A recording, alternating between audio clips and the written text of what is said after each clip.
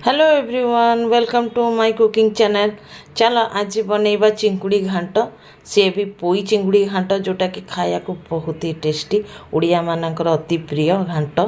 तो चलो ताकू ही बनई के आज देखी। एठी मु सोरिष तेल को नहीं कढ़ई रे आउ चिंगुड़ी सुकुआरे आज बनाऊँगी। तुम पाखे जदि फ्रेश माने माछ थाए चिंगुड़ी माछ ताकू देकर भी तुम बनई पार, किंतु चिंगुड़ी घांट किसी अलग ही लगे। तो एक भाजिला एठी मु टमाटर 2टा कंचा लंका 3 टीस्पून मु एठी माने हलदिया सोरिष को नहीं जाइए आउ 1 टीस्पून मु एठी जीरा को नहीं जीवी। तापर 10-12 पाखुड़ा एठी रसुण को नहीं जीवा।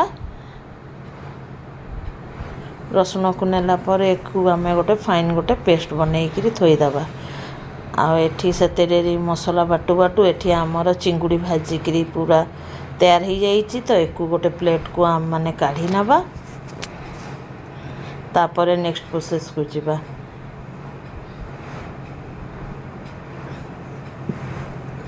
एठी कढ़ई मु बसई सारी से कढ़ई को नहीं आउरी किछि एतिरे तेल को नहीं नेली जमता 2 टेबल चम्मच खंडे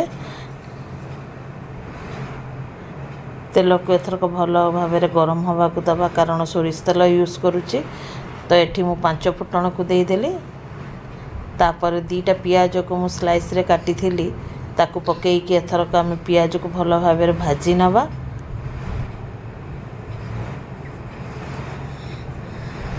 एठी मु परिवार पोई खाड़ी को नहीं एटा आमरी बगान रो पोई। एठी आलू को नहीं गोटे आलू नहीं आ छोट खंडे कखारू आ बैगण को नहीं बैगण रो पूरा चोपा छड़े देइछि। ताहले कोन हबो ना भल भाव तरकारी रे मिसी जीवो। आ सारू ता छड़ा सारू को नहीं सारू को भी पतला पतला लंबा लंबा काटी देइछि, कारण मु एठी किछि सिझेइबिनी भाजिकिरी ही एको बनैबी।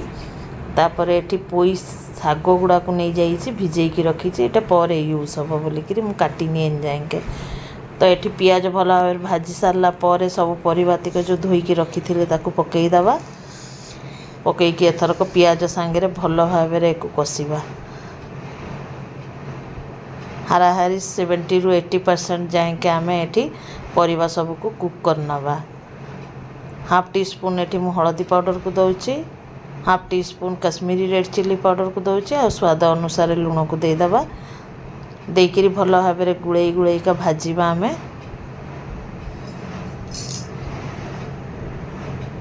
एठी ढांका दे देका करिवो, ताहले कोन हबो ना फटाफट से आमर परिवा सब भल भाव सिझी जीवो। एठी देखंतु 5 मिनट पर परिवा को भाजिला पर मु मसला जो बाटिकी रखी थिली सोरिष जीरा ताकू मु पकई देली। पकईकी एथरक मसला सांगे आमे हाराहारी 5 ରୁ 10 मिनट जाएंगे कषिबा। एक कषिला पर एठी मु जो पोई शाग गुड़ा रखी थी ताकू काटी देइछि। काटिकी एथरक एतिरे पकई दबा, ताहले पोई शाग रु भी पानी बाहरिबो। सेइतिरे हमर तरकारीटा पूरा पूरी तैयार हो जिवो। एठी भल भाव कषिला पर जार को धोईकी टिके पानी को देई देली, कारण जार रे बहुत गुड़े मसला लागिकी रही थाए। बेसी पानी यूज करियानी, अल्प ही पानी रे हमर तरकारीटा हो जिवो माने घांटटा। तो ये भल भाव कषि सारा पर एठी जो भाजिकी रखी थी चिंगुड़ी को ताकू पकई दबा। पकईकी एथरक गोलिबा। ये चिंगुड़ी सुकुआ घांटटा बहुत टेस्टी लगे खाया को। आ जदि तुमे सुकुआ न खाऊथुब तो फ्रेश चिंगुड़ी रे भी यही घांटटा बनईकी तैयार करि पार।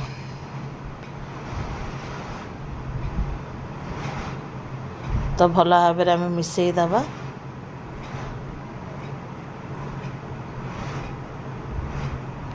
बेसी अणतण करिवानी जे पूरा परिवा सब मैश हो। एथरक टिके ढांका देइकिरी 4-5 मिनट जाएंगे आम एक लो टू मीडियम रे रखीदबा गैस को। एठी मु खोलिकी तुमको देखई दउची। एठी मु हमर पूरा पूरी चिंगुड़ी घांट बनिकी तैयार हो जाइए। तुम देखुथुब पूरा झुकझुकिया होइकी रही हमर। जदि वीडियोटा भल लगे गाइस तो लाइक कमेंट शेयर और सब्सक्राइब करिया को भूलिबानी। चलो गाइस फिर मिसिबा नेक्स्ट वीडियो रे। Bye bye, take care, be safe guys and जय जगन्नाथ। Thanks for watching.